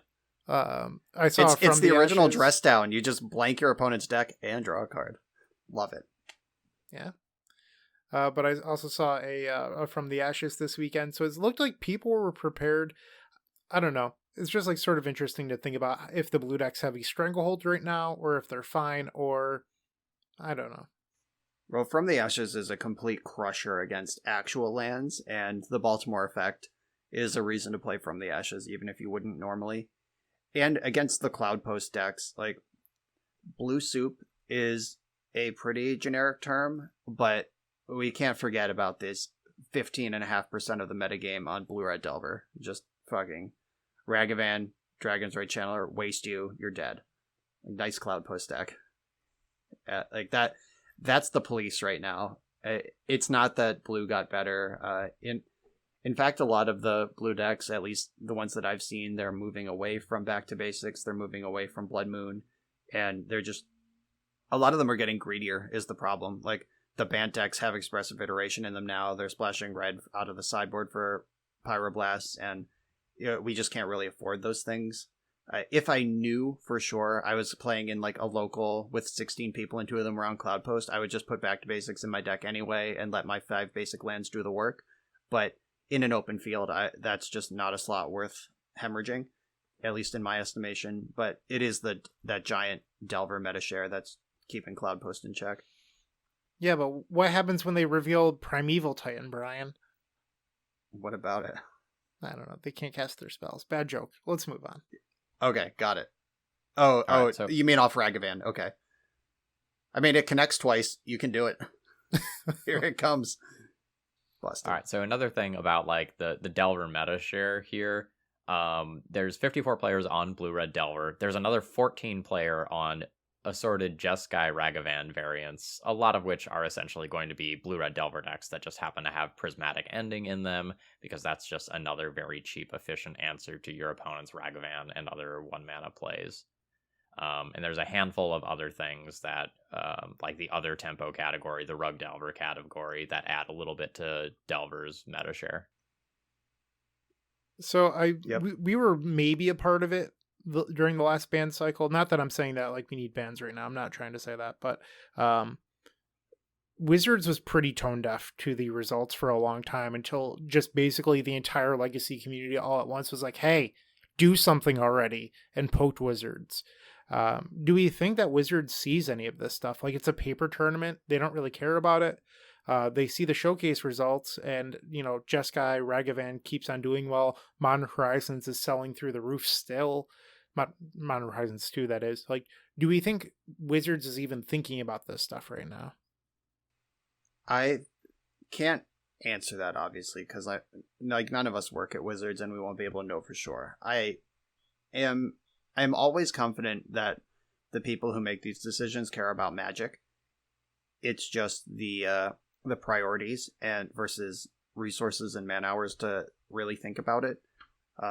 Gavin Verhey was recently in a Pauper content creator Discord that I'm in, and he did like a brief Q&A with Wizards. Alex Allman put all that together. Thanks, Alex. And Gavin basically said, if you want Wizards to care about your community, you need to get your community to care about your community first, which was like Pauper events weren't firing, the format like wasn't doing well even like before the meta got shitty. Like it was basically just like make us care about it was his challenge to the Pauper community. And I mean, let's look at legacy history. We had a giant grassroots groundswell to get rid of Oko at that point. The somebody made that actual construction sign, banned Sensei Stop, and put it in front of WotC headquarters during the top era.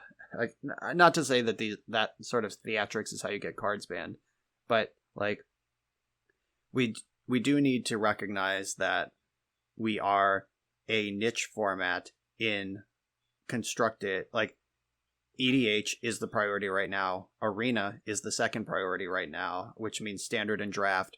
And then after that, it's like, can they breathe life into Pioneer? They're just printing Pioneer event decks right now. Like they're clearly putting effort into Pioneer. Modern's after that. And then here we are screaming from ancient times with these reserve list cards that they have made it clear that the people who want to do something about it can't do something about it. And it's like, we're pretty far down the totem pole of priorities for Wizards, and we do get bans. They do manage the format. It's just we got to make them care. And right now, even on this cast, like we've been pretty clear of like, I'm not really arguing for a ban here. Just, like, does Wizards care? It's like, well, if we're not actively arguing for a ban, then no, they don't care. Is what I'm saying. And then you have like the Bob and Anurag squad who are just like ban every card all the time, and then you have us that are like, let's give it another 3 months. And I don't know, like, well, eventually something will happen. I do think that the things Ragavan does to the format are kind of unhealthy. Like, I think Is It Delver is beatable. I think the Rag still is beatable, the Jeskai Ragavan, like whatever you're going to call it, but trying to beat both those decks with one different deck, it starts to get complicated. So especially if you want to respect the wide range of decks that you are actually realistically going to play against. Right. It's one thing to target yourself and build to beat Delver. It's another thing to be able to beat Delver while also not folding to like the Karn artifact deck or, the Death and Taxes deck that you're going to get paired against. Right. And just looking at this Legacy Pit tournament, going back to the numbers, 15.5% of the field was Blue-Red Delver. So you build your deck to beat Blue-Red Delver. 16 combined percent of the field was Bant and Death and Taxes. So there's actually more Bant and Death and Taxes like together than Is It Delver alone. And like, what deck crushes Delver but also has game against Bant or Death and Taxes that's trying to go long and really outgrind decks? The type of deck that would want to crush Delver, like it's just, I do think Ragavan is slightly out of bounds in Legacy, but I'm not like screaming about it yet.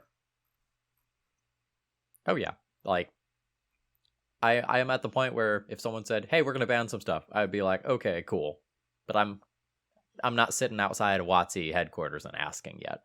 You're not printing up construction signs? Nah, Gotta get you a plane ticket, Phil. I've been having fun playing Legacy, and I play competitive decks. I play a lot of bullshit weird decks. Like, format has been fun. I haven't sat down and gone like, oh shit, I don't want to record today. Format sucks. I haven't done that in a long time. Yeah, I actually do really like playing Legacy right now. It's just whenever you sign up for Legacy, and I mean, I got pretty lucky this weekend that it only happened once. There are just like this oversaturated amount of just people playing the best deck, which is something that everyone probably should do. But it's especially bad in challenges where you get paired against Delver 5 of your 7 rounds. And like, that's just playing Magic. Like, I'm not complaining too hard, but it gets a little old after a while. And maybe when that happens, take a step back, come back in a week, that sort of thing.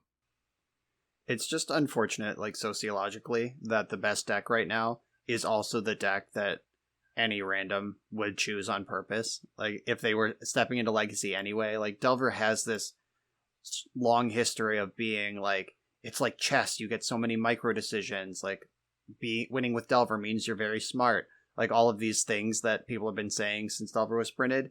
And this deck is just, like, S tier on top of having, like, the community meta like it will be heavily played even if it's not great because it's fucking Delver and it has that legacy. But it's also just S tier right now. That said, I played it. Like, I hadn't played it in months. I specifically avoided it. My subscribers weren't asking for it, but I did record a league with it that'll be up next week, and it's hard. Like, wow. I have reps with Delver. I've won 2 legacy classics with Delver. I have a Eternal Weekend top 8 with Delver. Like, I know how to play Delver, and this deck is hard. Like, even for a Delver deck, all of the micro decisions and like the, Ragavan versus Dragon's Rage Channeler, remembering to stack your ponders so that you can surveil an extra card away. Like, there's just a lot of things that this is not a pick up and play version of Delver. Not that any Delver ever was, but this one is worse. Like, this is a seriously high skill testing best deck. Yeah, and I think the easiest way to like really qualify or maybe quantify that is just like the raw number of cards you look at in a game now. Like, when you finish a match with Delver, it's not uncommon that you only have like 30 cards remaining in library because of how much like Expressive Iteration and Dragon Rage Channeler allow you to just dig so deep into your deck. And when you're looking at that many cards, you have so many micro decisions to make. Right. And those 30 cards left in your deck, you may have shuffled a Ponder, you've bottomed some with Expressive Iteration. You've seen half of those cards too. Like, it's so many cards. Like, we've talked about Murktide Region as being a turn 3 or 4 threat. That thing has Delve 5 and only gets bigger if you're exiling specifically instants and sorceries. Like, that thing, yeah, like there are things in place that are just shredding through your deck, and it is a really tight package with a lot of decisions to be made. A quick note, I was, closing tabs. I was looking at MTG Goldfish Legacy. The Baltimore effect apparently is just the legacy effect, because lands right now is the second deck in Goldfish, which I didn't realize going into this podcast. I don't know if you two gentlemen did. Yeah, that's what I was saying, that lands is just good and well positioned and doing well on Magic Online. I did say that earlier when I was talking about the Baltimore effect. Lands was 6% of this metagame. It says it's 5.5% of the online metagame, so that is pretty close. But if we were not in Baltimore, like, that's again, here we go. Brian's gonna roll his eyes at this, that I'm inventing this like sociological phenomenon about paper Magic, but lands is not a deck that overlaps with anything. And even if it is well positioned, if you're just in like Texas, you're not going to play against 6% of the field as lands. It's just not going to happen. But yes, that does accurately reflect the MTGO metagame at the moment. I also imagine that the people that own Tabernacles that haven't sold them yet are just like willing to fly somewhere to play Legacy, which is why like yeah. Yeah, if you own a Tabernacle, you might as well own a house in Baltimore too. It's the same thing. Did you know that Penderel Vale is a suburb of Baltimore? I don't know if you're messing with me, but I'll believe you. No, it is, yeah. Yeah, I believe Jarvis lives there. It's like between Glen Burnie and Frederick. Like, Penderel Vale is just right in the middle on the map. Look it up. It's like 40 minutes over the Pennsylvania border. One of my favorite places is when you're driving to Boston, there's Belchertown. And I mean, I can't help but chuckle every time you drive by. That's pretty dope. That's a good one. Oh, did we talk about the deck with the highest win percentage from the event yet? Oh, yeah. Let's do this. Phil, take your victory lap.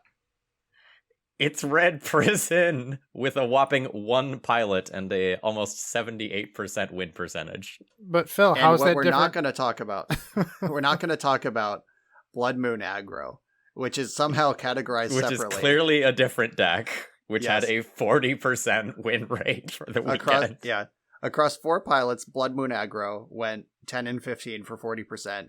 But then there is some genius who named their deck Red Prison instead of Blood Moon Aggro and went 7-2 to carry the highest win rate of the weekend, just shy of 78%. And it's not close. That is the best deck in the field by a lot. some Twitter discourse about green white depths and how it's not very good. It had 13 pilots and went roughly 52%, which is sort of what I would expect out of that deck. But I also think that a lot of the really good pilots that might have played green white depths switched over to lands. Like those two decks, I imagine, just like they share the same players in a similar way that like Doomsday and Ant, share the same player pool. Am I wrong there? I think you just walked into your own criticism where green white depths 3.7% of this metagame and it is 3.1% of the online metagame, so we're in the easy margin of error. Everything is made up, the points don't matter, the algorithm wins at the end of the day. You got me. All right, so what we've learned in this episode is don't try to make any sweeping generalizations about paper Magic versus Magic Online, because the math's going to bear out the same, and you might as well just look at the front page of Goldfish and build your deck accordingly for your next Grand Prix. That's what I've been saying for years, Brian. Years. The other lesson we've learned, and this one is more important, name your deck something different than everyone else playing your deck and do well. And then you'll have an outrageous win percentage. That's my biggest takeaway. I was forced to register as 4-color good. Storm. Come on, MTG Melee, get your shit together. Is that all the colors you have? Don't you No, have I'm 5 playing these days? 5. Yeah, they won't let me register a 5-color Storm. There is an option to add a deck name. It's like under there's like a drop down of all deck names that currently exist, but you can add a deck name. Oh, well, I'm a fool. I considered adding my own deck name for like 4-color Lone Band, but I didn't know how much information Melee was going to give my opponent when they logged into the app, and I didn't want to accidentally give away everything I was doing, so I just called it Band Control, like a fish. I mean, if that was the case, if Goldfish or Melee was going to give away information, you'd want to register your deck as like Mr. Toad's Wild Ride or whatever. Yeah, I considered calling it like Mono Blue Zombies or something, like something wild. Because all of my experience with Melee in the past is online tournaments, like all of the Arena Pro Tours were run through Melee, and you get the full deck list. That is a feature that can be enabled on Melee. And we were told that deck lists wouldn't be shared, that we were told ahead of time, but I still just didn't necessarily believe it.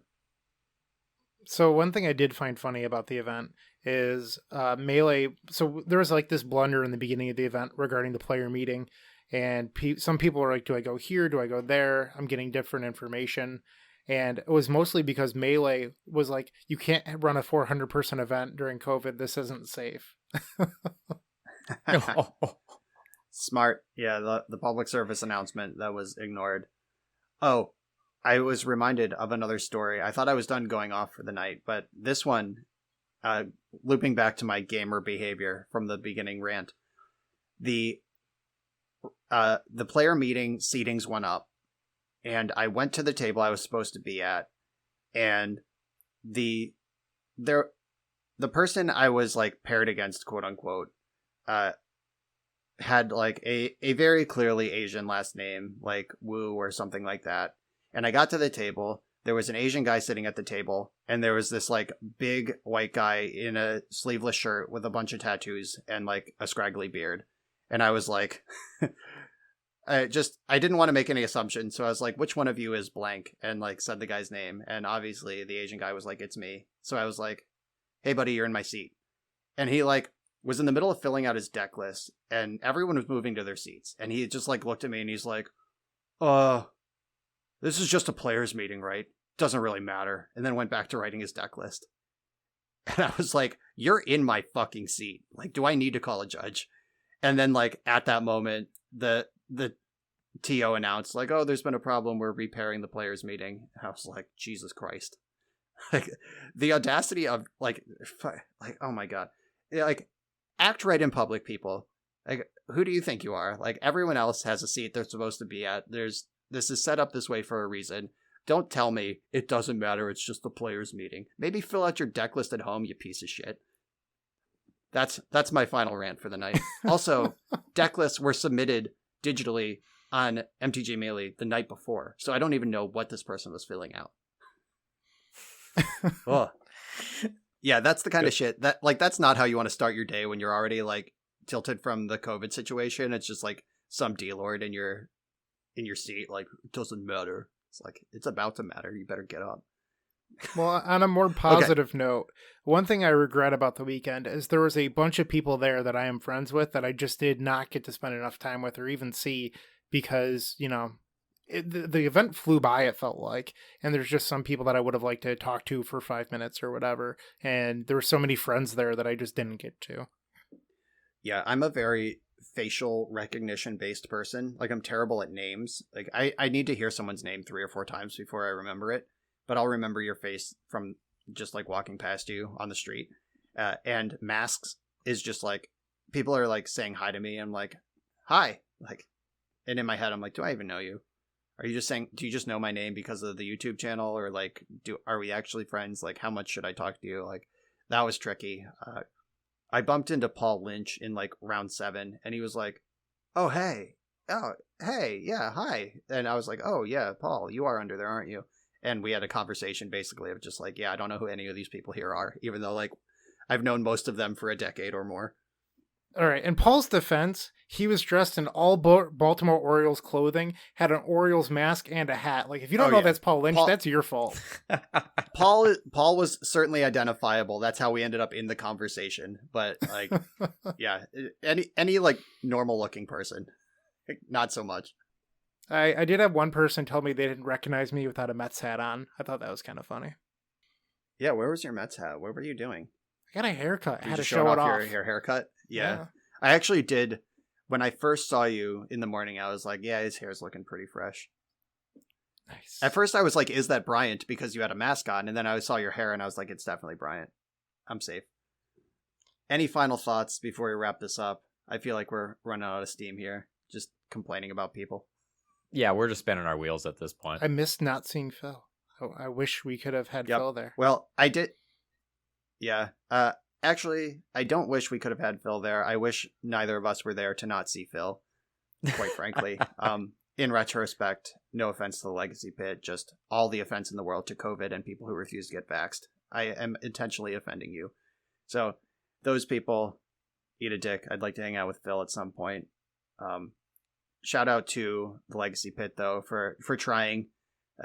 It sucks that the world snapped back closed after you made that valiant effort to open it back up, and is what it is.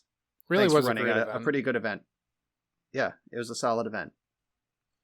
I sort of feel like it was this very small window you had to play Paper Legacy in a large event because things are going to get shitty again, but hopefully I'm wrong. Yeah, I have a believe wedding that is booked the case. next month, and I'm like starting to think like, do I just cancel this now? Do I just like ship my gift to this person's house and just be like, I'll see you next summer? Like, yeah, we're back in that decision point. Whatever is what it is. I did skip one judge story, but I'm not going to waste everyone's time with it. It's in my video tournament report, so go watch my tournament report for all of my personal stories. I had a number of stories that didn't make the cast that will be told there instead. Are we done? yeah, we don't have anything else cool to say. All right, see you all next week. Well, no, we won't see you because like this is a podcast, but like whatever. You'll listen to us in 2 weeks, probably. Something stock.